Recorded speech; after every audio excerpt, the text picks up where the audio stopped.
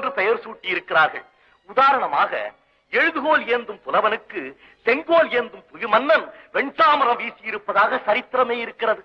அது மட்டுமல்ல, போர்க்களத்துக்கு செல்லும் மன்னவன் தான் களத்திலே தோற்றுவிட்டால் தன்னை புலவர்கள் தமிழால் பாடாதொழிக என்றும் சபதம் செய்திருக்கிறான். எல்லாவற்றுக்கும் மேலாக விண்ணவர்கள் விருந்தாக அமுதம் கொடுத்தாலும் வேண்டேன் இரும் தமிழ் என்றால் அங்குதான் இருப்பேன் என்றும் பாடியிருக்கிறார்கள். அப்படியா விஷயம்? ஆமாம் தேவி.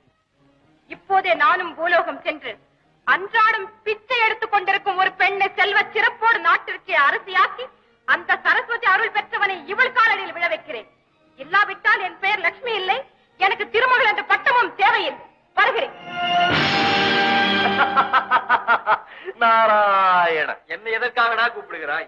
ஏதோ தெரிந்தும் தெரியாமலும் தங்கள் பெயரை சொல்லித்தான் பல பாவங்கள் செய்து கொண்டு வருகிறேன்.